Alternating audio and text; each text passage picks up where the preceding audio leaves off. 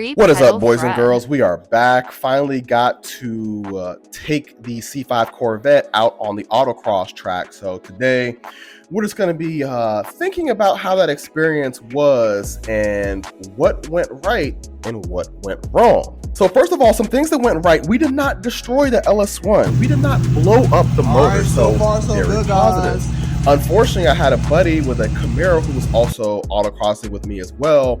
And his LS3 did unfortunately suffer catastrophic failure autocrossing. Don't want to scare anybody, but it turns out that GM, once they put out the LS3, they started to mandate that if you want to race your LS cars, you're supposed to put an extra quart of oil in the car so you don't get oil starvation. Who freaking knew? It was a great experience driving the Vette. It was great to have a low slung, wide and long wheelbase rear wheel drive car compared to my short wheelbase Hyundai Veloster, which is front wheel drive. Obviously, the powertrain dynamics are prevalent in the way that they drive. The Veloster, very quick in and out of corners, very short wheelbase. But again, you get a lot of understeer and the rear end is real twitchy. The Corvette, a ton of power for that platform, randomly a ton of power for that platform, and a lot easier in braking and then also getting out of corners in terms of stability.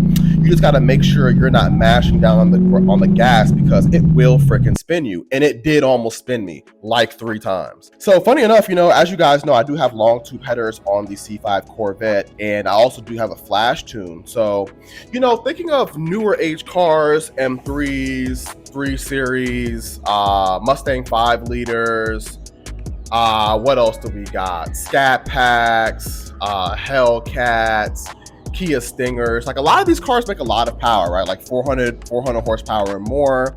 In the case of your M3s and such, obviously they're pushing 500 horsepower. Even the 5-liter Mustang is close to 500 horsepower right now stock, if I do remember that correctly. So when we think of a 400 crank horsepower C5 Corvette, which my car is at right now, you're like, it's not that much power, Won't be that big of a deal. I lied, or at least my mind lied to me. Because when I got out there, that thing was burning rubber and sliding all over the place if you decided you wanted to stab that throttle. So the takeaway is that, the car is so light because it's all fiberglass. It really does not need that much power to be quick. That 400 crank horsepower figure was more than enough to throw that car around on that autocross track. And I will be upping the power in the future, but right now that tells me I really need to focus on car control and being able to get in and out of corners as quickly as possible. So being very aggressive, keeping momentum, braking hard, but still being able to come out of corners without having to mash the accelerator to make up for lost speed, and then obviously spinning the car or upsetting the car. Also, unfortunately, what I did notice that I've had a stability control issue since I've purchased the C5 Corvette. And finally, weeks after driving the car on autocross, I noticed that my accelerometer was actually mounted out of place under my passenger seat. So unfortunately, the car was fighting me throughout my autocross lapping, literally the entire time. And how you can tell is that the brake pedal pulsates a lot, very rapidly. At first I thought it was ABS, but apparently with GM systems, at least those older systems, when the car is trying to correct for stability control, especially in the front two tires, you're gonna feel that pulsating. So that's exactly what the car was doing. Because the accelerometer was out of whack, the car was fighting me the entire time I was trying to be strategic and surgical with the vehicle. However, all in all, I had a ton of fun. We still have a ton of work to do with the C5. I want to continue to rebuild the suspension before we do any type of power upgrades. And also I need to put a new transmission, diff, all that good stuff in the car as well, because that transmission is shot. It's so hard to get in the second gear. And you usually stay in second gear when you're on these courses. But the gears are kind of long. I was able to run half of the course in first gear until I was getting towards the slaloms, and I was really trying to get higher up in the RPMs. I had to upshift to second gear. But great experience. The car did well. Like I mentioned, the car did not blow up.